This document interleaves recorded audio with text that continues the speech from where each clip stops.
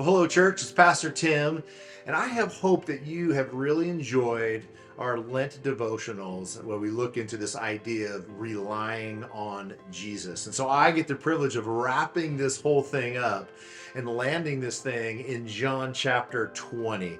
John chapter 20 is actually the resurrection of Jesus, and it's an interesting account of what happens, and there's a unique piece in there that I want us to catch today as we kind of land this thing and get ready for Easter. So let me just start at the beginning of chapter 20. It will go to verse 18, so it's kind of long, but hang with me. We'll teach along the way, and I just want to give you something at the end to really think through. So let me start. It's in verse 1 of chapter 20, and it says this: early on Sunday morning, while it was still dark, Mary Magdalene came to the tomb and found that the stone had been rolled away from the entrance.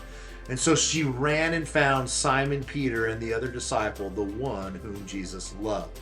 Now we assume that's John. We don't know for sure, but we do assume that is John. So it's Peter and John. She sees it's empty, doesn't look in, runs away, to find these people.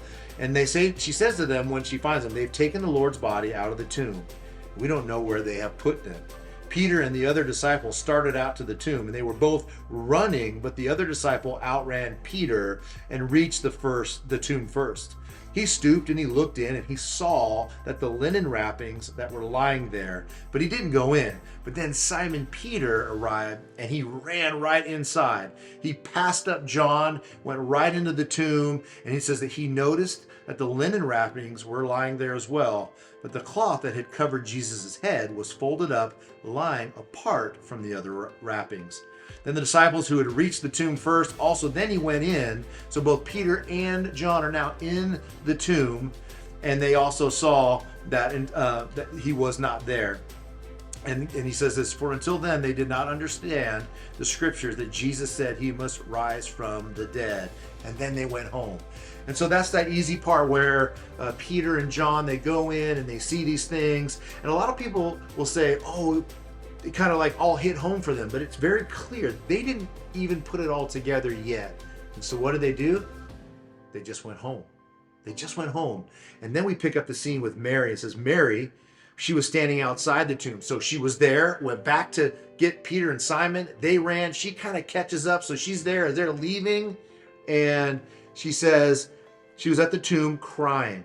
And as she wept, she stood and looked in. So now she's finally taking this peek into the tomb. She says she saw two white-robed angels sitting on the head, one at the head and the other at the foot of the place where the body of Jesus had been lying.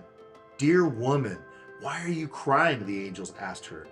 "Because they have taken away my Lord," she replied, "and I don't know where they have put him." She then turned to leave and saw someone standing there. So she kind of turns around. There's someone else standing there. See, it was Jesus, but she did not recognize him. "Dear woman, why are you crying?" Jesus asked her. "Who are you looking for?"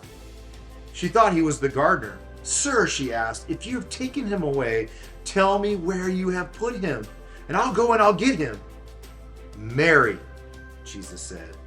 She turned to him and cried, "Rabboni," which in the Hebrew means teacher or master or chief.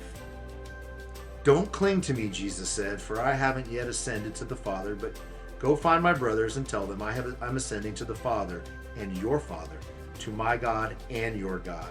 So Mary Magdalene found the disciples and told them, "I have seen the Lord." And then she gave them his message.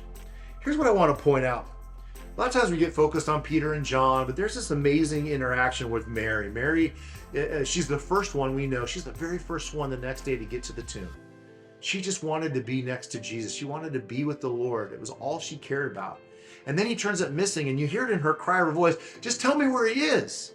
I'll go get him." She didn't care what they had done, why they had done it. She didn't need any of those answers. She just needed Jesus because her whole life was relying on the Lord. Jesus had done an amazing work in her life when she met him for the very first time, exorcising demons out of her life, pulled her out of the filth of this world and restored her. And she had been faithfully following Jesus, and that's all that matters. She was relying on Jesus. And the best part is that she didn't recognize him. And that was by design, but then Jesus calls her by name. Jesus calling you and I by name. Can we hear it? See, those who rely on Jesus hear the shepherd call their name. And when she heard her name, she knew it was Jesus, and it changed her world. She went immediately back and told the others, I have seen the Lord, and here is his message to you. That's the resurrection. That's the power of the resurrection. We rely on the resurrection. We rely on the resurrection of Jesus, and he calls you and I by name, and nothing else should matter. Nothing else should matter.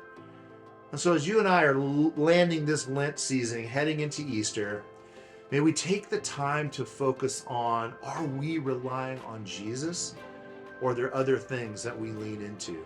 Because it needs to be about Jesus and Jesus alone. As we follow him, he's the one that brings change, not the world, not culture, not any of that. It's Jesus. And Mary showed that, she lived that, and we see that. So that's my encouragement to you, that you and I would just simply lean in and rely on Jesus. We can rely on the resurrection, because it's that gives us hope that we will spend eternity with God forever. Happy Easter, and we'll see you. Take care.